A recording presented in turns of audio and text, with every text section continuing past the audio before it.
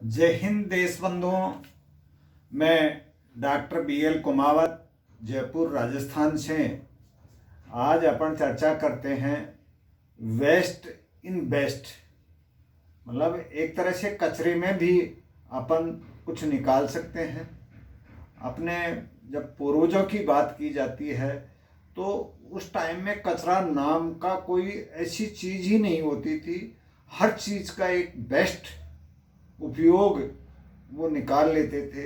तो आज जब भी कहीं बात आती है, चारों तरफ कचरे के ढेर लगे हुए होते हैं। सरकारों को ये समस्या हो गई कि इस कचरे का निस्तारण कैसे किया जाए, इसका क्या उपयोग किया जाए। तो आज अपन चर्चा करते हैं जो अपने पूर्वजों के समय में चूल्हे पे खाना बनाया जाता था और चूल्हे पे लकड़ियाँ जलाई जाती थी और उससे जो राख तैयार होती थी उसका भी उस ज़माने में भी एक तरह से बेस्ट उपयोग, बहुत ही अच्छा उपयोग वो करते थे।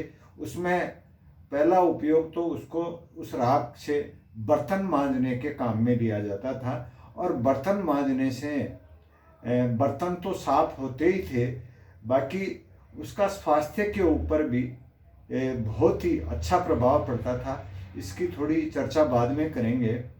और उस राख से ही बर्तन मांजे जाते। फिर वो जो राख रहती उसको खेतों में डालते तो उस खेत जैसे लहसुन या प्याज की जो खेती होती थी उसमें उसका उपयोग ज़्यादा किया जाता था। और ऐसा पाया गया है कि उसमें फास्फोरस की मात्रा ज़्यादा होती थी। तो इन लहसुन और प्याज की फसलों में फास्फोरस की ज़्यादा आवश्यकता होती है, तो वो एक तरह से खाद का काम करती थी। आज के टाइम में जब बात की जाती है तो इस राख के उपयोग की, तो शुरू में जब अपना देश आज़ाद हुआ तो जो मंजन वगैरह होते थे वो भी हर मंजन में एक तरह से राख का उपयोग लेने लगे थे। और उससे दांतों में की जो सफाई होती थी, उसके साथ में जो दांतों की बीमारियां हैं, मुंह में बदबू आना, इनसे भी निजात मिलती थी। और कईयों के जो दांतों में खून आना शुरू हो जाता था उसमें भी इससे राहत मिलती थी। अपने पूर्वजों की बात की जाए तो राख का स्वास्थ्य के लिए भी उपयोग में होता था। और कहीं भी किसी भी संत की धुनी पे या कहीं भी वो जाते तो एक भभूत के रूप में उस राख को खाने के लिए दिया जाता था। उसका मानव शरीर पे एक चिकित्सीय लाभ मिलता था और उसको तुरंत राहत महसूस होती थी। गैस्ट्रिक की प्रॉब्लम हो या गैस्ट्रिक की वजह से जो भी बीमारियां होती थी उसमें भी राहत मिलती थी। और जैसे बीपी वगैरह से शरीर में घबराहट हो, बीपी चाहे ऊपर हो या नीचे घबराहट हो जाती है, आज की भाषा में उसे बीपी बढ़ना या कम होना कहते हैं। तो उसमें भी उस राग का एक तरह से भभूत के रूप में जब वो आंशिक रूप से सेवन करते थे तो उनको तुरंत राहत मिलती थी। किसी भी तरह का इन्फेक्शन, घाव वगैरह हो जाता था तो राग की पट्टियाँ भी चढ़ाई जाती थी और उसका वो इन्फेक्शन है उस राग से दूर हो जाता था। जब ये चीज़ें मैंने मेरे अनुभव में देखी कि भाई पहले वाले जो लोग हैं इस राग का इतना उपयोग करते थे, तो मैंने होम्योपैथिक चिकित्सक होने के नाते होम्योपैथिक की जो दवा होती है कार्बोवेज, वो भी एक तरह से लकड़ी के कोयले की राख से ही तैयार होती है। और ये राख सीधी उसको काम में ली जाती थी। तो जो होम्योपैथिक की जो शक्तिकृत औषध है कार्बोवेज, उसका जो काम था वो उस समय में भभूत करती थी। तो जब राख जैसी एक बिल्कुल खत्म चीज का भी अपने पूर्वज बहुत ही अच्छा उपयोग करते थे, चाहे चिकित्सा क्षेत्र में हो, चाहे बर्तन साफ करने में हो, दांत मांजने में हो, हर जगह राख का उपयोग होता था। जब ये पाश्चात्य संस्कृति और विदेशी कंपनियों ने आकर के इस राख को एक तरह से बेकार घोषित कर दिया। और दांतों की अगर सफाई की बात की जाती है तो दांत मांजने के लिए टूथपेस्ट वगैरह मार्केट में उतार दी, जिन्होंने एक तरह से पूरी तरह से दांतों का जो स्वास्थ्य था उसको तहस नहस कर दिया। दांतों का जो एनिमल परत है उसको एकदम सफेदी के चक्कर में पूरी तरह से खत्म कर दी, जिससे कई तरह की दांतों की जो बीमारियां हैं वो आने लग गई। पहले के ज़माने में कोई डेंटिस्ट नहीं होते थे, अगर किसी का दांत टूट जाता था तो वो जो दांत तैयार करके लगा देते थे, बाकी कोई ऐसी दांतों की बीमारियां होती ही नहीं थी। आज एक छोटे से कस्बे में भी आपको डेंटिस्ट बैठा हुआ मिल जाएगा, वो इसी टूथपेस्ट का एक तरह से नतीजा है। तो जो अपने देश की केंद्र सरकार के प्रधानमंत्री हैं नरेंद्र भाई मोदी ने आह्वान किया है कि वेस्ट में एक तरह से बेस्ट तलाश करें।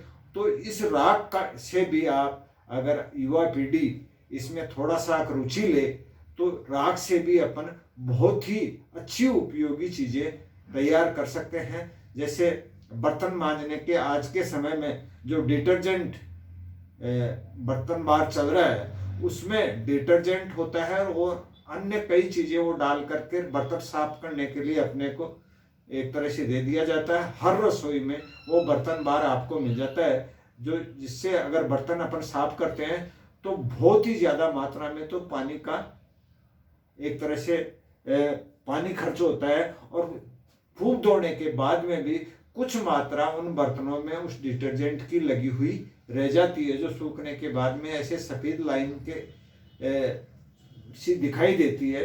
इस तरह से अपन खाने के साथ में उस डिटर्जेंट का उपयोग करते हैं। अगर एक आदमी की बात की जाए तो एक साल में एक डिटर्जेंट बार की टिकिया हर आदमी अपने उन बर्तनों के माध्यम से पेट में ग्रहण कर लेता है, जो एक तरह से बीमारी के कारण होते हैं। इसके कई साइड इफेक्ट अब जाकर के अपने को नजर आ रहे हैं, और तो उन बीमारियों से भी बचा जा सकता है। और इस राख से जो बर्तन बार अगर कोई भी उद्यमी बनाए तो राख के साथ में जैसे नींबू हुआ, संतरा हुआ, ऐसे जो खटाई के फल हैं उनको मिला करके ऐसा डिटर्जेंट बार तैयार हो सकता है जिससे बर्तन तो चमकेंगे ही, इसके साथ ही जो मानव का जो स्वास्थ्य है उसके साथ में जो खिलवाड़ हो रहा है उससे भी बहुत अधिक राहत मिल सकती है। तो जो भी उद्यमी अगर किसी बर्तन बार के का रोजगार खड़ा करना चाहें या बर्तन बार बनाना चाहें तो राख इसके लिए बेस्ट यूटिलाइज साबित हो सकता है।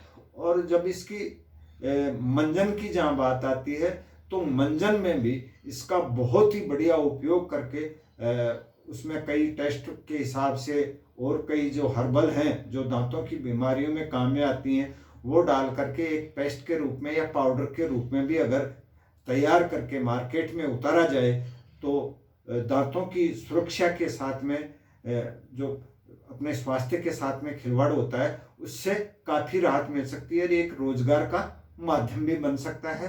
तो आप सभी को मैं इस वीडियो के माध्यम से, जो युवा पीढ़ी है जो एक तरह से बेरोजगारी की समस्या से जूझ रही है, तो राख का भी अपन बेस्ट यूटिलाइज कर सकते हैं। इसके लिए अपने आप को इसमें समर्पित होकर के गहन रिसर्च करके या अपने आइडिया को एक तरह से मूर्त रूप दे करके काफ़ी कुछ ऐसी सामग्री तैयार कर सकते हैं जिससे मानव स्वास्थ्य के साथ में एक तरह से खिलवाड़ से भी बचेंगे और आपको एक रोजगार भी मिलेगा और स्वदेशी को भी एक तरह से अपन तैयार करें तो जो स्वदेशी वस्तुएं हैं उनका एक तरह से प्रोडक्शन होगा तो पूरे विश्व जगत में अपन इसको एक तरह से बिजनेस के माध्यम में तैयार करके भेज सकते हैं, जिससे अपने देश में इस जो बेरोजगारी की समस्या है उससे काफ़ी हद तक